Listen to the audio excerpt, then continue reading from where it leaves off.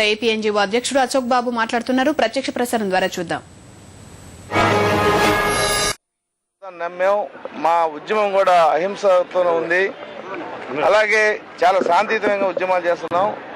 వీటిని భాగంగా మేము ఈరోజు అక్టోబర్ 2 సందర్భంగా అసెంబ్లీ ముందున్న గాంధీ విగ్రహం దగ్గరికి మాకు అనుమతి ఇవ్వండి అంటే మరి హైదరాబాద్ లో ఇవ్వనందుకు మట్టికి ఈ సందర్భంగా మరి ప్రభుత్వం యొక్క వైఖరిని కూడా మేము ఖండిస్తున్నాం. అయితే ఈ రోజు ఇక్కడ గాంధీ జయంతి సందర్భంగా ఇక్కడ వేసిన ఈ కార్యక్రమానికి రావడం చాలా ఆనందంగా ఉంది. మరి విజయవాడలో మా సొంత ఊరు లాంటి విజయవాడలో ఈ కార్యక్రమం జరగటం, మేము ఉద్యమాన్ని కూడా గాంధీ భాగంలోనే ఎక్కడా కూడా వైలెన్స్ కానీ వేరే వాళ్ళ మీద పరుషంగా మాట్లాడడం కూడా మేము అంగీకరించట్లేదు. అయితే రాజకీయ నాయకులు చేసే వ్యాఖ్యలు ప్రతి వ్యాఖ్యల్లో ఉద్యోగస్తులను కూడా మధ్యకి తీసుకురావడం అనేది మేము అంగీకరించట్లేదు.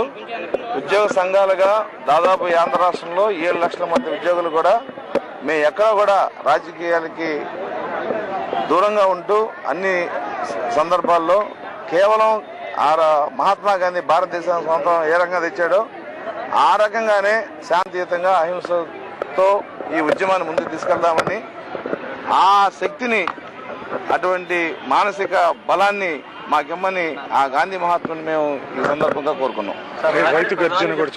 త్వరలోనే ముగిస్తాము తెలంగాణ ప్రక్రియ రాత్రి ప్రధాని చెప్తా ఉన్నాం. సరే, 37/2013 తీసుకున్న నిర్ణయం 39/2013 కూడా వాళ్ళు అమలు చేయలేకపోయారు. ప్రధానంగా 3వ తారీఖు 4వ తారీఖు కేబినెట్ నోట్ వస్తుందని చెప్పి హోంమంత్రి కూడా చెప్పారు. మేము సమ్మెను ఎప్పుడైతే దీన్ని మళ్ళీ 15 దాకా కంటిన్యూ చేశామో మళ్ళీ కేంద్ర ప్రభుత్వం సమ్మె నోటు మీద వెనక్కెళ్ళడం జరిగింది. కాబట్టి ఒత్తిడి లేదని పైకి చెప్పినా కూడా కేంద్ర ప్రభుత్వం మీద తీవ్ర ఒత్తిడి ఉంది. ఎంపీల మీద తెచ్చిన ఒత్తిడి వలన మరి 9 మంది ఎంపీలు రిజైన్ చేస్తాం. తర్వాత యూపీఏ ప్రభుత్వం దానికి భయపడటం కూడా ప్రారంభమైంది.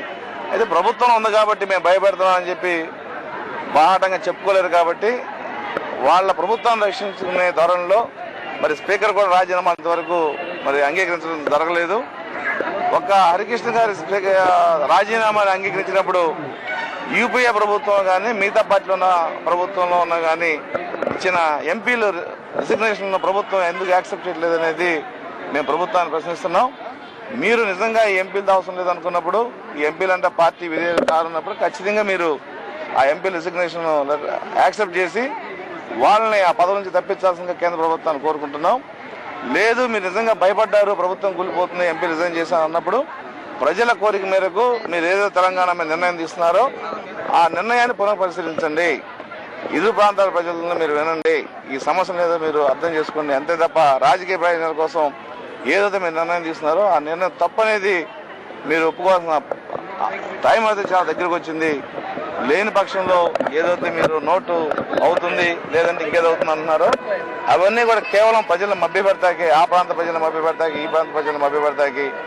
నోటు లేదని ఒక ప్రతినిధి చెప్తే ఉందని ఒక ప్రతినిధి చెప్పడం వల్ల ఇరు ప్రాంత ప్రజలు మీరు మోసం చేస్తున్నారు. కాబట్టి ఇక్కడ మోసం అనేది మంచిది కాదు.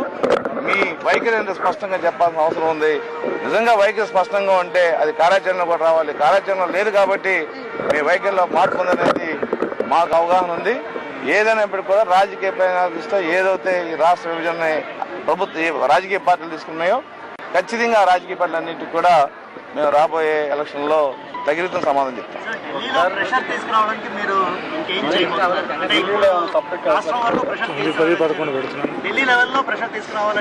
ఢిల్లీ లెవెల్లో ప్రెషర్ లేదు అసలు మీరు ఎందుకు అనుకుంటున్నారు? ఢిల్లీ లెవెల్లో ప్రెషర్ ఉండబట్టి 60 రోజులు ఎక్కడైనా మీకు భారతదేశ స్వాతంత్రం వచ్చిన తర్వాత ఒక పార్టీ నిర్ణయం తీసుకుంటే 60 రోజులు ఆ నిర్ణయాన్ని అమలు చేసే విధంలో ఆలస్యమైన సంఘటన ఏదైనా ఉందంటే మీరు చెప్పాలా.